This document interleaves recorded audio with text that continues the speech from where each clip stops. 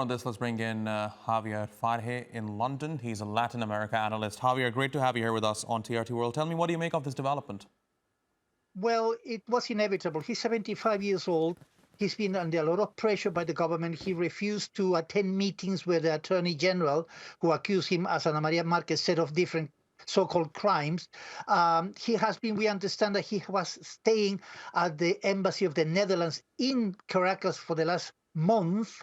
We didn't know where he was until Spain agreed to give him political asylum. It was inevitable because of his age, but at the end of the day, Maria Corina Machado is the actual real leader of the opposition, and she's promised to stay in the country to fight, whereas Mr. Gonzalez will be fighting for freedom, as he says, quote unquote, from abroad. So it was inevitable because of the age of Mr. Gonzalez, but at the same time, the campaign of intimidation, he said a few hours ago, he said that his departure, quote unquote, was preceded by pressure, intimidation, and threats not to allow him to leave Venezuela. So it was inevitable, although some days ago, Maria Corina Machado had said that he was not going to leave Venezuela, but it seems that the pressure was far too high and he had to leave.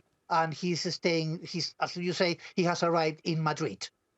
Right now, Javier, this is what I wonder. I mean, of course, he had the option of staying in the country, but the fact that he left the country and chose to go to Spain, how does it reflect on his politics and him as someone who has stood up against Nicolas Maduro?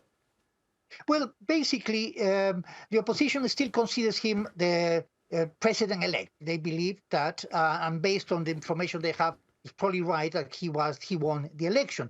However, the real leader is Maria Corina Machado. She was banned from standing as candidate. She was very popular, and she's been actually the actual leader of the opposition. She's the actual leader of the opposition in Venezuela, which means that his politics will not suffer as a result of his asylum.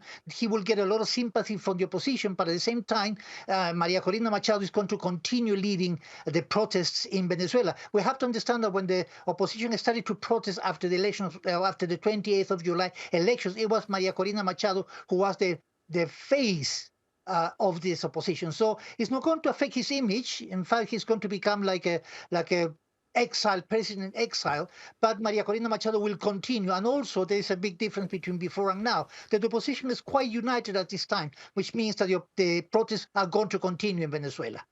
But Javier, see, here's the thing. This is not the first time something like this is happening. Whenever elections happen in Venezuela, similar accusations are raised against the Venezuelan government and Nicolas Maduro. But tell me, what is different this time around? That this time around, there is evidence that he actually lost the election. The opposition produced the tallies, which is a printout of the vote in the sort of polling station that says how many people voted, how many people voted for which party. They produce and they publish the tallies. I was able to see with colleagues in Venezuela, all the tallies, and it suggested that actually, Edmundo Gonzalez won that election. The president of Brazil, Lula da Silva, and the president of Colombia, Gustavo Petro, have demanded to President Maduro to produce the tallies which show that he actually won the election. Maduro has not only refused that, but the Supreme Court has confirmed him as the winner of that election. So in that respect, Maduro has not proven that he won the election. The Electoral Commission has not produced a transparent information.